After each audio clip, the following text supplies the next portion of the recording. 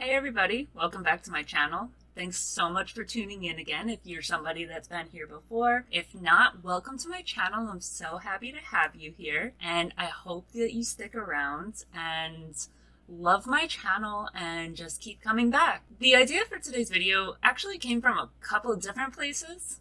One of my really good friends that I met through doing these videos is somebody that had reached out to me and asked me if I knew anything about a man that was connected to the mafia guy that I'm doing tonight. And as much as I tried to help her, there was nothing that I could find for her. She had already done such amazing research. I literally came up blank. Every single thing I sent her, she already had. But it made me interested in the guy that she was researching, and there really wasn't enough information on the guy that she was researching, but there was some information out there about an associate of his, so here we are tonight.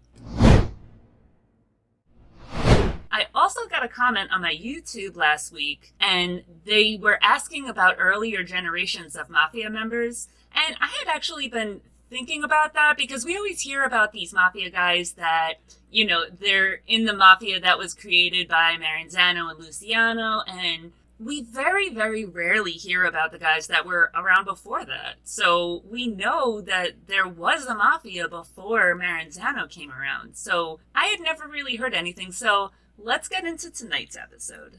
I'm going to apologize in advance because I'm sure I'm going to mispronounce a lot of names in here. Because unlike modern day mafia guys, these guys didn't bother to change their names to more Americanized names. And not that they have any obligation to Americanize their name or their culture, but I just am going to have a hard time pronouncing it. So I'm sorry if I mispronounce the crap out of these guys' names. Josué Gallucci, also known as Lucariello, was born on December 10th, 1864 in Naples, Italy. His parents were Luca Gallucci and Antonia Cavallo. I've been learning Italian, so I'm here to tell you that means horse in Italian, cavallo. So maybe her family owned a lot of horses, or maybe they sold a lot of horses, or they had a really nice horse. I don't know where it came from, but it's super interesting because cavallo does mean horse in Italian, so now you know. He arrived in New York City from Rotterdam, the Netherlands on March 11th, 1892. There's a rumor that Gallucci had just killed a man before coming to New York, which insinuates that he left Italy because he was fleeing from the murder that he had just committed in Italy, but he publicly, adamantly denies this. I also don't think it's true because I can't find anything from the police saying that they confirmed that this was a suspicion that they had, but I do see them confirming that he left Italy for a second time on July 24th, 1896. So if they suspected that he committed a murder, I feel like they would come out and say that. It is also possible, though, because I don't know why there was a police report in the first place. So it's possible that the suspicion that a murder took place is why the police report existed in the first place. So, I mean, what do I know? I know nothing. So this is all just hearsay. So it's 1896. Lucariello is securely in the United States, and he's 32 years old. These are the days before any kind of records really existed, especially in Italy, so we really don't know anything about his upbringing. We have no idea what kind of schooling he went to. We have no idea how much schooling he completed. We know nothing about his childhood. We only know what happened once he arrived in America. Literally, the recording of this man's life started at age 32, when he arrived in America without his parents. We don't know what happened with his parents. We don't know if they passed away. We know nothing. And supposedly he's fleeing a murder, so it's pretty safe to say that he's involved in some sort of crime back in Italy where he grew up as well. Gallucci opened up a grocery store and operated a fruit stand on Mott Street in Little Italy. On April 19th, 1898, at around 2 p.m., Samasta Orlando, his wife, and his daughter went over to Samasta's stepdaughter's apartment. She lived on Mulberry Street in Little Italy, and they headed over just for a visit. They immediately ran down the stairs from the second floor onto the street, screaming that they had found his stepdaughter murdered. Josephine Anselma was found with her throat cut and the middle finger on her right hand almost severed. The injury to her hand is most likely caused because she put her hand up trying to protect herself from getting cut, and her finger was injured when the knife hit her hand instead of her throat. That happened the first time, but she did end up having her throat cut from ear to ear. There was jewelry, including earrings, a watch, a chain, a gold ring. All of it was missing, and there was a back window that the murderer could easily have escaped out of after the crime, so police didn't have anybody that saw anybody coming out of the apartment afterwards, but it was very easy for somebody to get away if they did go out that back window. 2 glasses had beer in them, and there was a third glass that wasn't used, but it's pretty clear that the reason that it was there was for beer, so it was super sketch because she lived alone. Nobody really knew why she had 3 glasses set out. Nearby, there was a razor, one of those flip-open razors, and a pocket knife. Both of them were covered in blood, and both were open. It's not really specified, but for some reason, they made it clear that it was the pocket knife that had been used in her murder. Nobody in the apartment building had heard absolutely anything. Nobody had a clue what could have happened. They didn't even know that Josephine was back in her room. Earlier in the day, neighbors noticed that she was having a conversation with 2 men. One of those men was older, and there was a younger man as well, and nobody recognized them. She was standing in the doorway to her apartment while she was having this conversation, and it seemed nice enough. She was laughing and joking around with them, but people in the building noticed it because they just didn't recognize these guys, and this was a building that you didn't really see people that you don't recognize in the hallways. Somehow, I have no idea how, because I don't know if we'd be able to do it nowadays, but somehow, back in those days, with no technology whatsoever,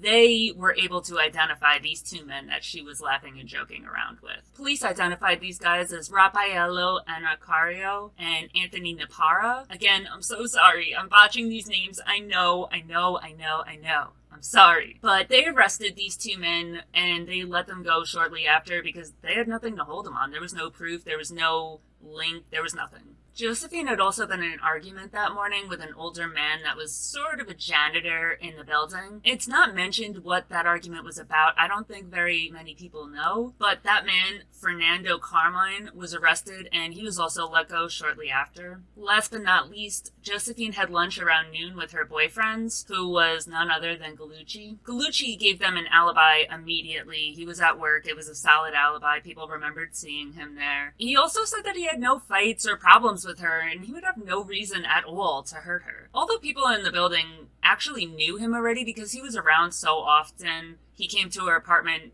almost every day. He left work to come and have lunch at her apartment, so that's an indication of how often he was around. And yes, people noticed a lot more in the days before everybody had their cell phones out and their eyes were glued to the ground whenever they're walking around. So it's not that crazy that people recognize people that are in and out a lot where they're not looking down at their phone all the time. So that's the reason for that. Nowadays sucks. Back then, people noticed things, cared about other people. And because everybody recognized him, because nobody had heard anything remotely tying Gallucci to this, they let him go as well. Even though the police let these guys go, Gallucci and the 2 men ended up being formally charged for the murder. Gallucci was brought in front of a grand jury, and they ended up dismissing all charges. Even though he was found not guilty for the crime, something didn't feel right to authorities.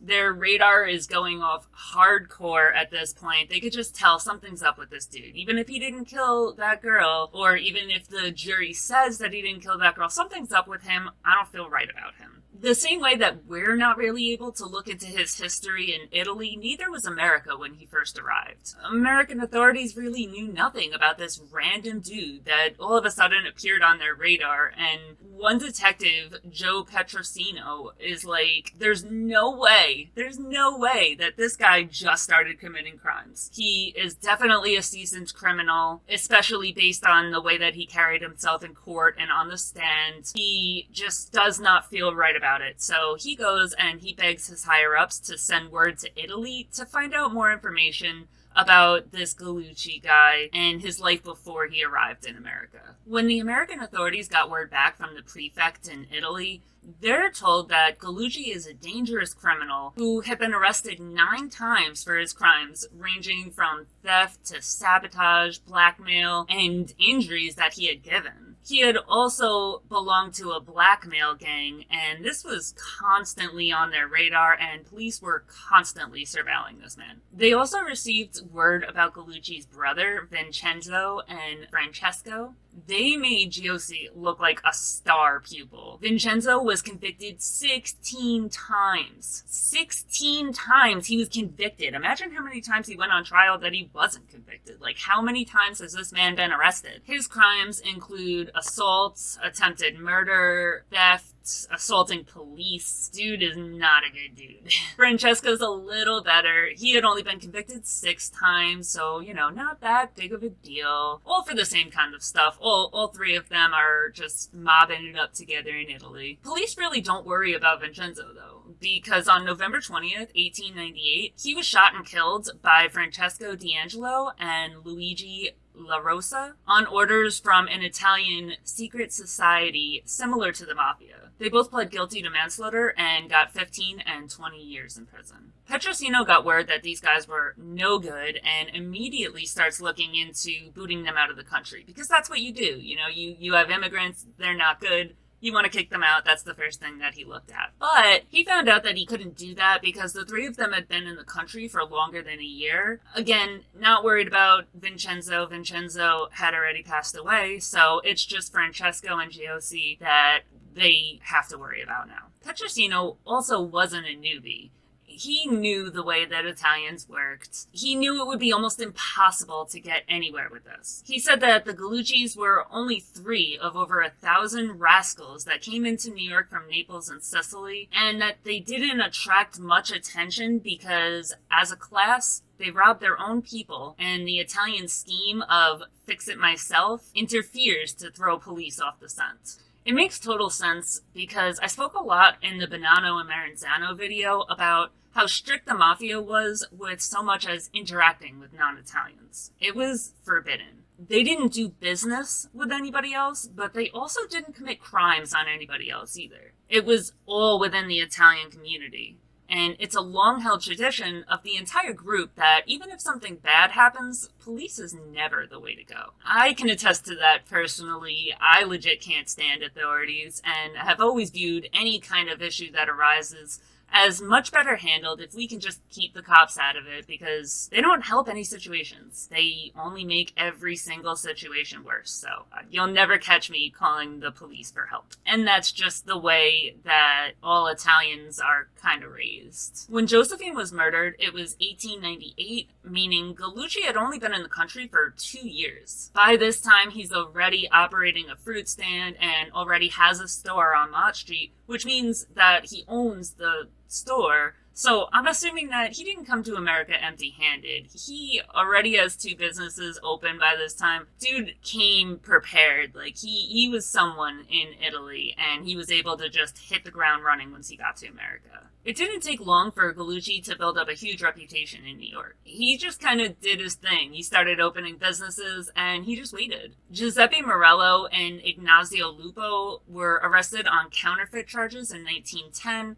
and those 2 mafia leaders being arrested and taken out of the game left a gaping hole that Gallucci was more than happy to fill. He had his businesses on Mott Street and on Mulberry Street, and he had a 3-story brick house with a bakery and an attached stable. He had tenements and controlled the coal and ice businesses. He had a cobbler shop. He had olive oil businesses, and he controlled the lottery in Little Italy. Before you know it, he had come to be known as the King of Little Italy. Gallucci also started doing what a lot of the recent and present mafia members do. He started lending money. The user game was strong back then, and Italians don't go to banks. They don't go outside of their own people looking for absolutely anything. So the guys that were lending money within the community were the only resource for a huge population of people, which means that they had the ability to make interest rates whatever they wanted. Gallucci became one of the biggest moneylenders in the area, and he had a strong hold on the numbers racket within the neighborhood as well. He had a bunch of Neapolitan and Sicilian street gangs as his enforcers. Police say that Gallucci's revenue mainly came from his control of the policy playing in Harlem. He also had various gambling houses and houses of of prostitution, all in Little Italy. He had a pretty elaborate setup with the lottery. He set up what was passed off to be the New York office of the Royal Italian Lottery, which he ran out of the basement of his house. There were agents everywhere, and they had thousands of tickets that were sold through agents that lived in all of the Italian communities. It was the same setup as the current day lottery. Every month there would be a grand drawing where one person could win up to $1,000, but when they did win, a lot of times they were robbed immediately after winning, so there really wasn't much point of playing, because even if you did win, you lost it, so I don't know why people kept playing. He was also really heavily involved in the Black Hand extortion ring that existed among recently immigrated Italians, where ordinary Italian people across America would get a letter with a black hand printed on it, and it threatened them if they didn't pay,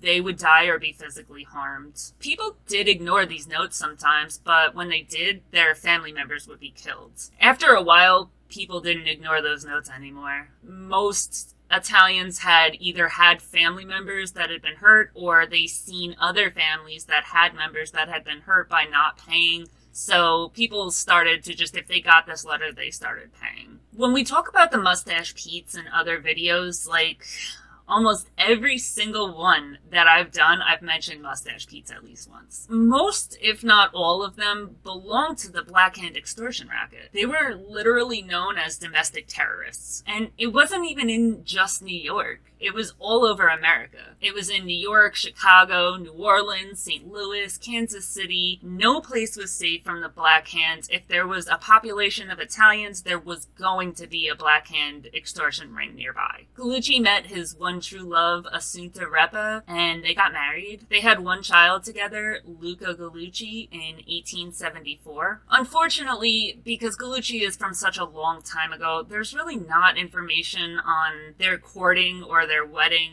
I don't really know much about it, but I do know that Assunta was a down-ass bitch, and they loved each other a lot. This extortion ring really scared the rest of the American public. I've mentioned this before, but you could see pictures in windows of shops saying no Italians allowed. They would post signs on trees and poles in the area as a notice to alien enemies that all people of Italian descent were ordered by the US government to vacate these certain areas. Governments passed laws that Italians were not allowed to be hired for certain jobs. Jobs wanted ads would say no Italians allowed, no Italians need apply. People working at jobs would straight up leave these jobs if Italians were hired. Films and comic strips depicted Italians as lazy, stupid, barbaric, and as the enemy. There were signs that said, "Don't speak the enemy's language. They don't know the four freedoms." Specific immigrants would be labeled as enemy aliens, and they'd have their houses searched at random, as many times as the police felt like it, even if they never found anything. An Italian poet's words were scrutinized for treachery. Men were arrested and held for months with no cause. Famous Italians, such as a New York Italian opera singer, were jailed with no charges and then just dumped out on the streets. And hundreds of Italians were loaded into army trucks and hauled to internment camps, which were in Missoula, Montana. 600,000 Italian Americans were forced to carry enemy alien identity papers with them at all times. They were the targets of mass lynchings. They were punished for their religious beliefs because Catholics were not welcome. As for the immigrants that weren't sent to the internment camps, their movements were restricted. They weren't allowed to travel more than 5 miles from their house, which meant that mothers couldn't visit their sick children in the hospital if it was more than 5 miles away from their house. Families weren't allowed to attend their relatives' funerals. They had curfews, and if they broke any of these rules, they were subject to permanent detention. I want to read directly what was posted in an article from a really famous magazine at the time. In 1924, the U.S.'s immigration quota system was implemented, allowing disproportionate numbers of immigrants from desirable, aka white nations. A widely read article in Literary Digest declared, "The recent immigrants, as a whole, present a higher percentage of inborn socially inadequate qualities than do older stocks." According to the article, these recent arrivals suffered from feeble-mindedness, deformities, and criminality. In the coming years, the idea of Italian criminality would be baked into public perception by the media's fixation on real-life Italian mobsters like Al Capone and Vito Genovese,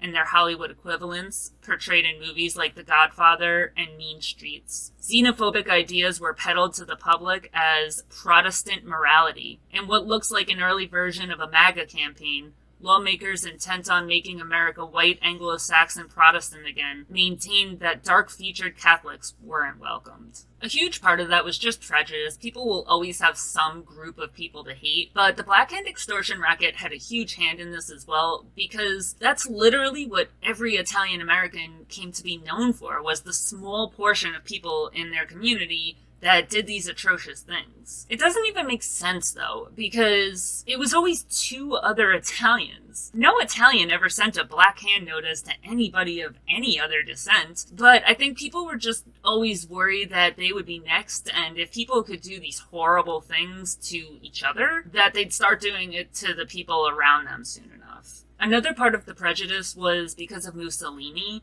who had declared war on America and publicly stated that the Italians would be victorious. Another thing that doesn't make any sense whatsoever, because most Italians that immigrated to America were running away from Mussolini and his ideology. So hating them for his beliefs is just stupid. And the crazy thing is, you can literally take this story and slightly tweak it and assign it to almost every race, any nationality, any ethnicity, and it'll work for the ways that people have been treated in American history. It's horrible. Anyway, the whole point of that rant was that Gallucci was a pretty big part of that whole thing. The Black Hand extortion ring was a huge source of concern for the general public, and the general consensus was that he was the leader of the Black Hand. He's quoted as saying, "My enemies say that I'm the head of this Black Hand business, that I run the blackmail bomb business, and that I own all the lotteries. They are wrong. I own bakeries, ice and wood shops, shoe shining, and repair shops in similar places, but I am not the king of the Black Hand." After a while, it literally felt like he owned all of Little Italy. He had every kind of shop, every kind of store, every kind of product that you could possibly want, and you could buy it all in one little neighborhood in Harlem. Eventually, he started moving into areas that were a bit less profitable, but much more powerful. He allied with Tammany Hall, a group of Democratic politicians in Manhattan that pretty much controlled all politics in New York, unopposed. The city's police and bureaucracy was in control of construction contracts and licenses, and this led Gallucci to register fellow immigrants as voters and sway their voting power towards whoever he liked and whoever he wanted to be elected. This served two purposes. It increased his power, which led politicians to try to base their practice on the things that were important to him, because obviously they're hoping to get his support, but it also led to him having near immunity to the police and authorities. The police and the authorities, they did not want to piss this guy off. You ever see the part of The Sopranos where Tony gets pulled over and he gets a ticket and the cop that gave him the ticket is put on desk duty? Yeah, any cop that crossed him would be lucky to get a demotion, and they knew it, so they really didn't mess with this guy. He was well known all throughout New York. He always had on a beautiful fitted suit, a $2,000 diamond ring, a $3,000 diamond shirt studs. He was decked out. He regularly gave interviews and was featured in big magazines and newspaper articles. He reminds me a lot of John Gotti. The New York Herald did an article on him once because the reporter said that he knew Gallucci when he approached him. Gallucci said, "I have been accused of explosions, kidnapping of children, and other crimes, including murder. My enemies are lying. They are jealous of my prosperity. I am blamed for every criminal deed which takes place here, but it is not the truth. Many of the murders down here are the result of quarrels among the blackmailers themselves. They gamble, which leads to fighting, and they dispute the division of spoils. If a leader thinks another is trying to become boss, that man is marked for death." Giosu Gallucci had another brother, Gennaro Gallucci. Gennaro had been in Italy when Giosu and his brothers left for America. He had been serving a life sentence for 2 murders, and he was 23 years into this life sentence. In December of 1908, he decided enough was enough. He had served his time, and he dipped out of there. He escaped from the prison and traveled to America, where he lived with Giosu and Assunta. Almost as soon as Gennaro arrived in America, the authorities started getting complaints and reports from Italians on the block regarding extortion practices. Pretty much the Black Hand extortion racket that Giosu was accused of having a hand in, they started getting these complaints. Nothing could ever be done, though, because although the police were willing to arrest him, whenever witnesses were informed that they were required to testify in court against him, they backed out and dropped all charges. Less than a year after his arrival to America, in September of 1909, NYPD arrested him for carrying a concealed weapon. Now, remember, we're in 1909, and this is a much different time than today. Records from other countries were non-existent, so American authorities had absolutely no idea about his history in Italy. They didn't know if he had so much as been arrested at all, no less escaped from prison on a murder charge. After they arrested him, they tried to deport him, but they ended up releasing him with a suspended sentence. Because this is the time that Italians are being thrown in internment camps, we can assume that the only reason that Gennaro was able to get out of prison a free man was because of how powerful Giosu was. We talked about how politicians bent to his will. Well, the police did just as much, and since Gennaro was living with Giosu, we know they were very tight-knit, and I'm willing to bet my last dollar that Giosu pulled the strongest strings on the planet to get that man released that day. While Giosu was able to get him released, I can also pretty confidently say that he wasn't happy about having to leverage his political power in this way. Giosu had spent the last 17 years building an extremely respectable reputation.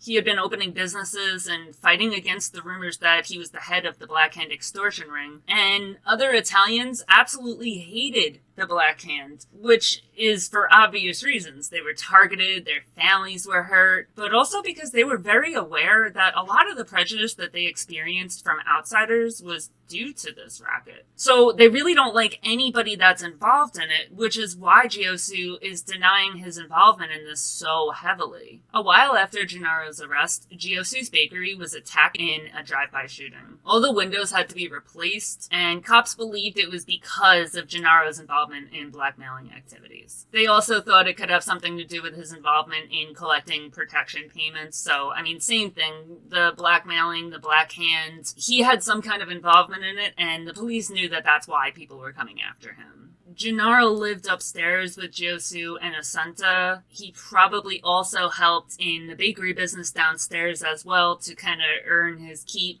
So it isn't far-fetched to believe that the attack on Giosu's business was probably, more than likely, directed towards Gennaro and his blackmailing activity. While Giosu wasn't happy about having to bail his brother out of jail, at the end of the day, that was his brother. One thing that Italians have always been known for is their strong bonds with everybody in their family. Having a falling out with a family member was always a huge deal for them, and they stuck with their family no matter what. On November 14th, 1909, just shy of a year after his arrival in America, Gennaro was shot and killed. A gunman came into the bakery yelling for Gennaro. When Gennaro appeared, he was instantly shot and killed. He was found in the back room of the bakery. A couple of confidential informants told the authorities that it was actually Giosu who had his brother Gennaro killed. And I could see why they would believe that, because Gennaro is hurting Giosu's reputation, and he's really just messing with his mojo here, and it really isn't like Giosu to be like, hit the bricks, boy, bye, get the fuck out of my house. He couldn't really do that. Gennaro had nowhere else to go, so he has to support him because he's his family. But Giosu is convinced that Aniello Prisco is the one that actually killed his brother, and they go to a pretty violent war over this. Aniello Prisco, who's also known as Zoppo the Gimp, is the actual leader of the Black Hand extortion racket in New York. Prisco is known in the neighborhood as a terrorist who had been tried for murder on multiple occasions, but same song and dance as all the other mafia members, always let go due to lack of evidence or nobody willing to testify, something like that. He terrorized his neighbors with these extortion rackets, and everybody moved around in fear that they would be his next target or that their family would be hurt. Even his nickname, Zoppo the Gimp, was an insult. Zoppo means lame in Italian, and not lame like, oh, you're a loser, you're lame. No, lame like a horse that hurt his foot and can't run run. He's a lame horse. Prisco had a disability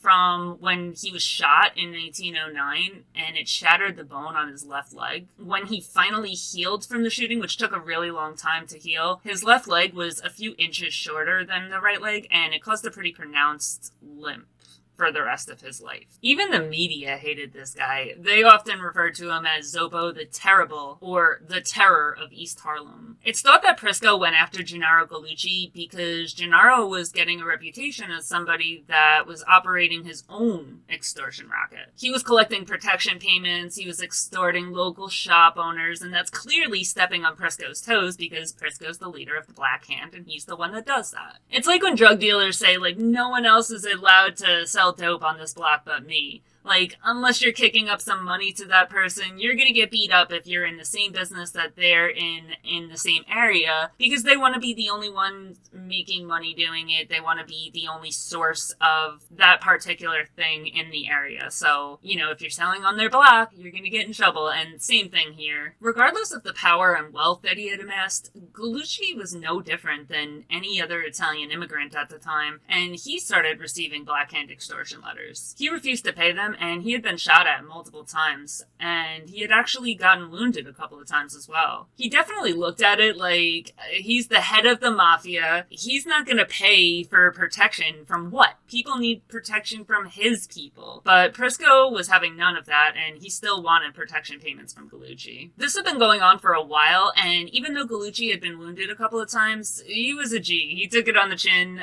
He didn't really strike back at Prisco until Prisco messed with his family. After he killed Gallucci's brother, Prisco hits him up and he's like, yeah, get the point now? You gotta pay me now? And Gallucci's like, yeah, totally, for sure. Let's meet at this barbershop. So he sends one of his guys to the barbershop to meet Prisco, and the guy tells him, listen, he's really sick, he can't make it right now, but if you come back to the bakery where he's at, I'm sure you'll be able to talk to him. He made it clear he wants to pay, so just come back with me and we'll go get your payment. So Prisco is like, all right, bet. I've been trying to collect from him forever. He's refused to pay me now, but now that I killed his brother, it seems like he's on board. So I'm gonna come through. He heads over to Gallucci's place and he walks into the bakery and him and Gallucci start talking. Gallucci had his nephew, John Russomanno, who's also his bodyguard at the time, come in and shoot and kill Prisco. Newspapers following Prisco's death were practically celebrating the fact that he was gone. Headlines in New York printed, Prisco, lame gunman, meets death at last. Little Italy relieved, and Zopo the Terror dies as he draws his weapon to kill. Gallucci's nephew, John Russomanno, was arrested for the murder. He was released on bail of $5,000 after he told authorities that he killed Prisco in self-defense. Both Gallucci and his nephew swore that Prisco came into the back of the bakery demanding $100 with a gun to Gallucci's head. When Russomanno pulled out a gun to defend his uncle, Prisco told him, keep out of this or I'll kill you. Russomanno fired before Prisco got the chance to get off a shot, and that's why he killed him. Well, that ended the involvement of the authorities on the matter. That was definitely not the end of it in the underworld. Gallucci continued to reign supreme in Little Italy, and his gang of Sicilians, including Giuseppe Morello, who had once been recognized as the boss himself, and his cousins Fortunato and Tommaso Lamonte, ran the streets and controlled all of the gambling and stolen goods in the neighborhood. Even though he had the political clout that he did, the murders, the bombings, the blackmailings in the area, it all started to stack up, and his name was well known as one of the biggest criminals in the area. He was arrested in 1913 in relation to his involvement in a policy game along with 40 other mafia guys. Remember that this is the days before La Cosa Nostra, the American version of the mafia with the rules that had been put in place. It's a whole different world back then. These guys are what are referred to now as Zips. The Zips are the guys that are known for blowing up stores that don't pay protection money. They're known for blowing up cars as dudes get in as a way to kill them. They don't really care much about the collateral damage that gets done. To be honest, I think that the only reason that the American La Cosa Nostra cares is because they got hit so hard by authorities authorities, and they knew that in order to survive, they had to make rules against that, because if it kept going on and the authorities kept coming at them as hard as they were never going to survive. All their top dogs were getting arrested, and it just wasn't working out. So they had to make a rule where, don't kill civilians, because killing innocent people in connections to your crime is the easiest way to get the public against you and to get the authorities on your back. So Gallucci definitely was blowing up shops, cars, bars, everything, and anybody that pissed him off was getting blown up. And I'm sure that man has a decent amount of innocent men, women, and children under his belt that he killed or had killed on accident. He was described at the time by authorities and by the media as the leader of the Italian criminals in Harlem. If it was present day, I guarantee he would be labeled as the head of the Lucchese family. This arrest was just the beginning of the end of his good name in politics. He was arrested again in relation to a violation of the Sullivan Act for carrying a concealed weapon, but he was released on $10,000 bail. This doesn't seem like a lot, it seems like small potatoes, but in today's terms, that would be almost $300,000, so that was a really high bail. He was arrested with one of his bodyguards, Joe Chuck Nazzaro, as well as his nephew, John Russomanno, the one that killed Prisco. Nazzaro wasn't released on bail. Gallucci left him there, and he ended up serving 10 months in prison over this charge. Gallucci did bail himself and his nephew out of jail. The Sullivan Act was a law that kind of was the beginning of the end of any kind of legal weapon in New York. It took effect in 1911, and it required a license for any New Yorker to possess any firearm that is small enough to be concealed. It made it a felony to carry any firearm in public that wasn't licensed. The law was named after Timothy Sullivan, who just so happened to be a Tammany Hall Democratic politician. This law is credited with having a pretty decent outcome with reducing suicide rates by gun, but it really had absolutely no impact whatsoever on homicide rates. Because as they say nowadays, the bad guys will always have guns. Whether they're legal or not, the bad guys don't care. It's the good people that follow the laws that have to worry about whether it's legal or not, whether they can defend themselves, because these mafia guys, anyone that's doing crime, they're gonna have them either way. But it did help in reducing the suicide rate by gun. I don't know if it reduced the suicide rate period. It just reduced the suicide rate by gun. I can't find anything on whether it actually reduced suicide overall, but I mean, that's never a bad thing. Reducing any kind of suicide rate is a great thing. So Gallucci was never tried for this crime, and most people said that it was due to his political capital that he was able to get out of the situation unscathed. On top of the war that he was involved with regarding Prisco's murder, Gallucci had some serious battles on the streets of New York with a rival Neapolitan gang, the Camorra. They were a Navy street gang based out of Brooklyn. Technically, Gallucci was also a member of the Navy street gang. Think of the Navy street gang like a modern day family. The groups in the family fight, but they all belong to that family. The Delgado brothers belonged to this gang, but they operated in East Harlem, and Gallucci did not give them permission to operate a lottery, since he already had his own lottery going on. Why would he give them permission to do it? Niccolo Delgado tried unsuccessfully to kill Gallucci, but when he failed, he booked it out of Harlem. He knew he fucked up.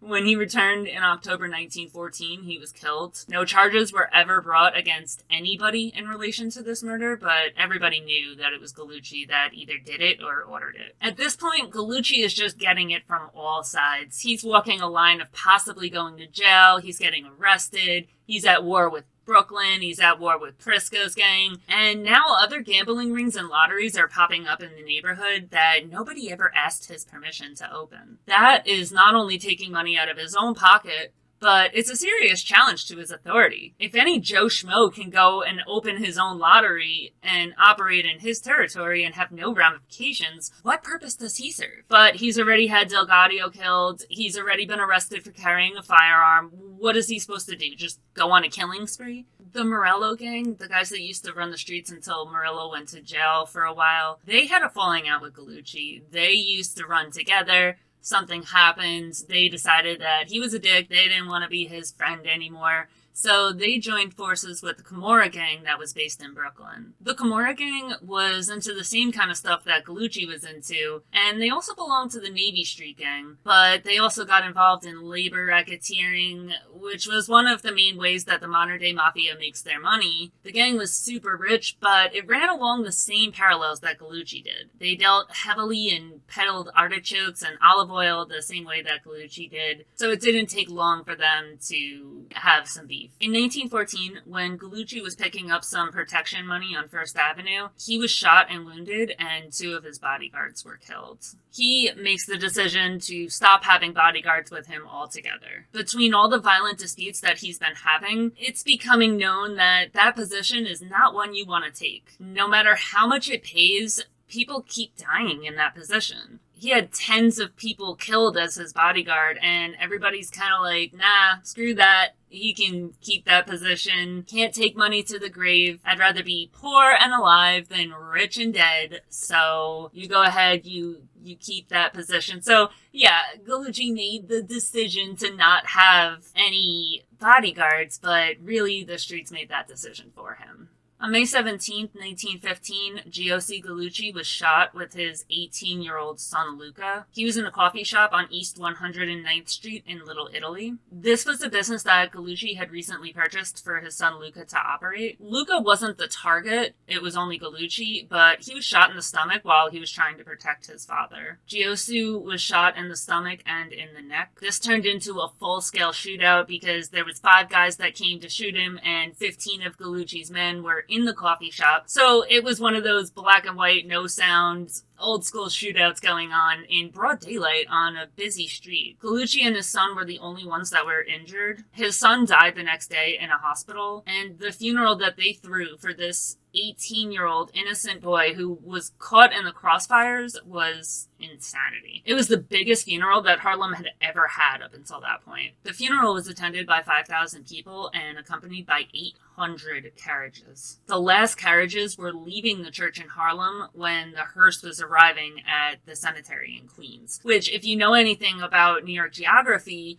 Harlem is way up north, right below the Bronx, and you have to go all the way south and east in order to get onto Long Island to get to Queens. So that line was probably somewhere between 15 and 20 miles long. Now, this led me down a rabbit hole of researching bridges and tunnels in New York, because when you Google the way to go, obviously, well, I mean, if you're a New Yorker, it's obvious, you would take the Queensboro Bridge. But when you MapQuest it, the Queensboro Bridge is called the Robert F. Kennedy Bridge, and it wasn't built as per Google until 1929. So I was like, how the hell did they get there then? Because then I Googled the Midtown Tunnel, and that wasn't built until 1940. But I'm like, of course, I mean, if they're going between Brooklyn and Manhattan all the time, there has to be a way. So how the hell did they do it? So I Googled every single freaking bridge, and Google says that they were all built later, but the key is to Google the Queensboro Bridge, not the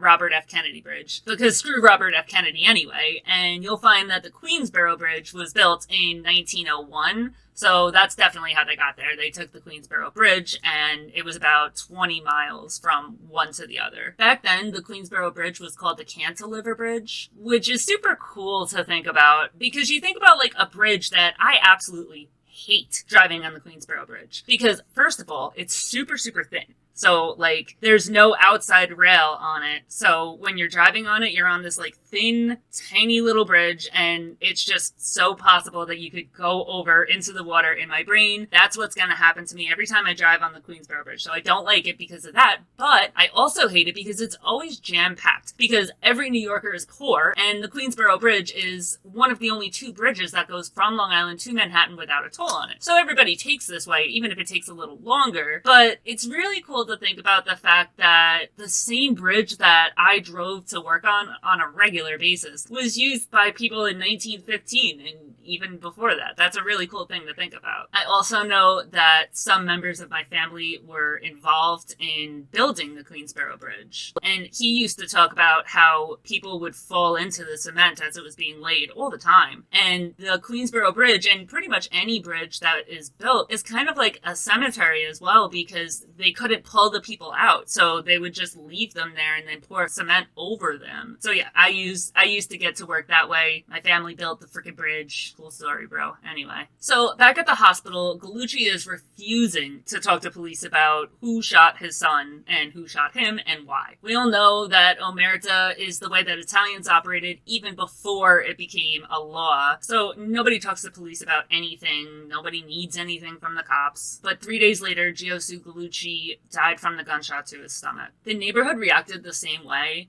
and the procession for him was insane as well. Rumors started flying about what would go on at his funeral. A lot of sources told the police that his wife had been targeted, so the police came and they attended the funeral in order to watch and make sure nothing crazy went on. They also blocked off a huge portion of Harlem. There was an event held in his apartment that his body was on display, and thousands of people filed through the apartment to view the body. Over 10,000 people blocked the streets to watch his body be moved from his apartment to the cemetery. There was 150 carriages that were expected to attend the funeral procession, but they were reduced to 54 by authorities because they feared that there would be violent demonstrations, so they took half the people and told them they weren't allowed to be there. A 23-person musical band followed the procession. Imagine, it's like a parade. That is insanity. Can we talk for a second about how heartbreaking it is that Assunta lost her husband and her only child in one fell swoop? It was pretty typical back then for couples to have like a lot of kids. Most of the mafiosi that I talk about on this channel, they have like 15 siblings. This woman had one child. He died before his 19th birthday and her husband died with him. That is absolutely heartbreaking. Before Gallucci and his son left the house that night, Assunta had yelled at them to be careful and told them that she didn't have a good feeling and she really didn't want them to go out. And on top of that, she has to hear that her son was killed because he literally threw his body in front of his father, who had already been shot twice, and that's why he got shot. Her son was heard shouting, "Shoot me," as they were raining bullets down on him, and he was hoping to save his father, but the both of them just ended up getting shot. Like, my heart seriously breaks for this woman. She lost her entire family. She watched her brother-in-law die in their house. He literally dropped down at her feet after he got shot, and she was a ride or die. She wouldn't even give cops a description of Gennaro's murderer. She was like, do you know who my husband is? Need not you worry, sir. This will be handled. She wouldn't give them nothing. This woman was arrested as a material witness when Gennaro was killed, and she still kept her mouth shut. She told the cops that he had only been shot once, but it turned out that he was shot 3 times, and she pretty much said her original testimony was inaccurate because she was excited. Like, okay, badass, I'm here for it. I'm amazed. Now let's talk about who killed Gallucci. Generoso Joseph Nazzaro was born in Avellino, Campania, Italy in 1890. His parents, Carolina and Luigi Nazzaro, had 5 children. They immigrated to New York in 1901. He was arrested in 1907 for grand larceny and was arrested a whole crap ton of times after that, but his criminal career started in 1907, which is wild because that means he was arrested when he was 17 years old for grand larceny. That's a serious charge. He was arrested with Gallucci and Gallucci's nephew for carrying a concealed weapon, and Gallucci bailed himself out of jail. He bailed his nephew out of jail, but he left Nazzaro there. Nazzaro ended up serving 9 months for that charge, and just before he got out, the neighborhood had like a collection to have him have some money when he got out of prison, but Gallucci just straight up refused to give anything to the collection. When Nazzaro got out of jail, he went to Gallucci for the money that he owed him for the work that he did before he went to jail, and Gallucci pretty much just laughed in his face, and he didn't give him anything. A week after Nazzaro got out of prison, Gallucci was shot and killed. Joe Chuck Nazzaro is the main person that everybody credits for Gallucci's murder. He was known as the bully of Little Italy, and it's suspected that he killed over 20 men. Nazzaro was killed in 1917 after being lured to a trolley track by his friends hands, and he was shot in the chest. They were hoping that the trolley tracks would decapitate him or disfigure him to the point that nobody could ever identify him, but that didn't happen. His killer, Frank Fevrola, who he had picked up from jail under the pretense that he was going to kill him, was found guilty of his murder later that year. Gallucci's murder set off the Mafia Camorra War. The war lasted from 1915 to 1917. It was a war that was between the Morello family, a Sicilian faction based in Manhattan, and it was against gangs that included members from Naples and the surrounding Campania region. This was a huge chunk of the Navy Street Gang, mostly based in Brooklyn and Coney Island. They were referred to as the Camorra, and it gives us a pretty good look into why the Mustache Pete's always felt the way that they did. I've talked in a few videos about how crazy it is that the Sicilians didn't trust anybody that wasn't Sicilian. And it was always a little hard for me to understand how people immigrated from the same country, but didn't trust people from that same country, but only just from a different section of that country. They're literally right next to each other. Like if there were gangs from New York fighting gangs from Florida. They were that close. They're literally right next to each other. They're in this foreign land, but they still don't trust people that aren't from the region in the country that they're from. And this can kind of give you an idea as to why, because a lot of the Mustache Pete's were involved in this war. So this is why people from Naples went to war with people from Sicily. In this war, the Camorra got absolutely decimated. And the American-based Sicilian mafia groups, or the Morello dudes, walked out on top. This war lasted a while, and tensions following the war, even after the war had ended, literally probably lasted until the night of the Sicilian Vespers took out everyone left that belonged to that era. The conflict started when the Morellos wanted to take over gambling in Manhattan. The Morellos then moved to Joseph DeMarco, who ran a restaurant and several gambling establishments on Mulberry Street. Mulberry Street is in Little Italy. Now, this is the point that the Morellos joined up with the Navy Street Gang and the Coney Island gangs because they couldn't take down DeMarco alone. The combined group was eventually able to take down DeMarco, who had Joe Chuck Nazzaro with him on the night of his death. Nazzaro was killed soon after. The Camorra gang didn't fall to the mafia, they literally fell to their own people. The authorities got pretty heavily involved after a huge amount of people started to die from this war, so they convinced people within the Camorra gang to give up people in their own gang. There's so much back and forth that went on in this war, but at the end of the day, it was the Sicilian mafia that walked away as the victors, and to the victors go the spoils, which is why the Sicilian Mafia is the one that reigns supreme today in 2022. So that's the story of Giosuè Gallucci, the most powerful mafia figure in New York at the time, known as the King of Little Italy, who set off an entire mafia war even after his death. Thank you so much for watching. I really hope you enjoyed the episode. If you haven't already, please don't forget to like, share, subscribe, do all the things, and I'll see you next time. Bye! Thank you.